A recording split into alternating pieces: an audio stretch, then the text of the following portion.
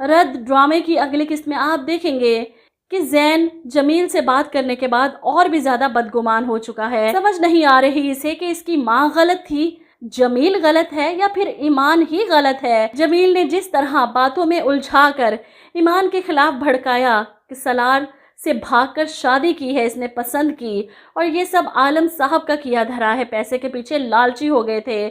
یہ سن کر زین کو یقین نہیں آ رہا. بہت پریشان ہو چکا ہے وہ، اور ایسے میں اس کے گھر والے پریشان کہ 2 دن ہو گئے زین گھر واپس نہیں آیا. آخر کہاں چلا گیا؟ بانو آپا تو ایمان کو ہی فون کر کے پوچھتی ہے اور ایمان سالار سے، اور سالار انکار کرتا ہے کہ میں کل کے بعد زین سے نہیں ملا.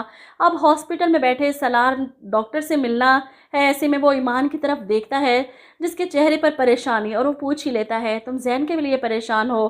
جس پر ایمان جواب دیتی ہے کہ بانو آپا نے فون کیا تھا، صرف اس لیے پوچھ رہی تھی تم سے.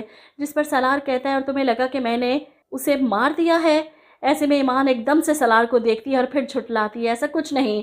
لیکن جس طرح وہ ریئیکٹ کرتی ہے سالار فوراً کہتا ہے سچ بولنے والے نظریں نہیں چراتے ایمان. سالار کے دل میں جو کھٹکا تھا وہ ایمان کا یہ انداز اور بھی زیادہ بڑھا دیتا ہے. اور ڈاکٹر سے واپس آنے کے بعد ایمان کے سامنے اپنے اس خدشے کا اظہار کر ہی دیتا ہے. میرا دماغ بار بار مجھے یہ خیال یاد دلاتا ہے کہ جب اس کا دل چاہے گا تمہیں لے جائے گا. ایسے میں ایمان سالار کے ہاتھ پر ہاتھ رکھ کر اسے تسلی دیتی ہے کہ زین میری زندگی میں کچھ نہیں ہے، میرا ماضی تھا، تم میرا حال اور مستقبل ہو. اپنے دل سے اس خوف کو نکال دو. ادھر ہر طرف یہ خبر پھیل چکی ہے کہ راہا کا کزن کل سے لاپتہ ہے. وہیں ضامن صاحب اس موقع کا فائدہ اٹھاتے ہوئے زین کو فون کرتے اور اسے کہتے ہیں کہ دشمن کا دشمن دوست ہی تو ہوتا ہے. ایسے میں وہ اسے آفس بلاتے ہیں ملنے کے لیے. ادھر ضامن کی ایکٹیویٹیز شیلا کو کھٹکا دے رہی ہیں. یہ کچھ نہ کچھ تو ایسا کر رہا ہے. وہ اپنے بیٹے کو فون کرتی ہے کہ ضامن پر نظر رکھو، مجھے اس پر شک ہے، اس کا کوئی بھروسہ نہیں، یہ کچھ بھی کر سکتا ہے. ایسے میں کامران اپنی ماں کو فون پر بتاتا ہے کہ بابا نے کمپنی کے 64% شیئرز بیچ دیے ہیں.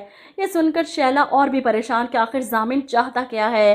وہیں ضامن بلاتا ہے اپنے آفس میں زین کو اسے یہ کہنے کے لیے کہ تم بھی چاہتے ہو کہ ایمان کو سالار سے دور کر دیا جائے اور میں بھی یہی چاہتا ہوں، تو کیوں نہ ہم دونوں ہاتھ ملا لیں، اس کام کو ایک ساتھ سر انجام دیتے ہیں.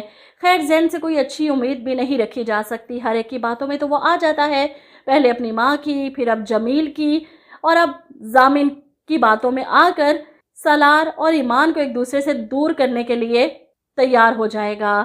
ایسے میں سالار اور ایمان کی محبت اور ان کا ایک دوسرے پر بھروسہ ہی ہے جو ان دونوں کو ان ساری نفرتوں اور سازشوں سے بچا سکتا ہے. وہیں جمیل کی ماں نے جب صاف لفظوں میں اسے کہہ دیا کہ طلاق تو تمہیں دینی پڑے گی، اور یہاں پر جمیل پھر سے اپنا فائدہ ہی سوچتا ہے. طلاق دینے کے لیے میں تیار ہوں، لیکن اس کے بدلے یا تو وہ رقم کا مطالبہ کرے گا سویرا سے یا پھر اپنی بچیوں کا. کچھ نہ کچھ تو ایسا کرے گا سویرا کو بلیک میل کرنے کے لیے. اتنا اچھا تو وہ ہے نہیں کہ اتنی آسانی سے پیچھے ہٹ جائے.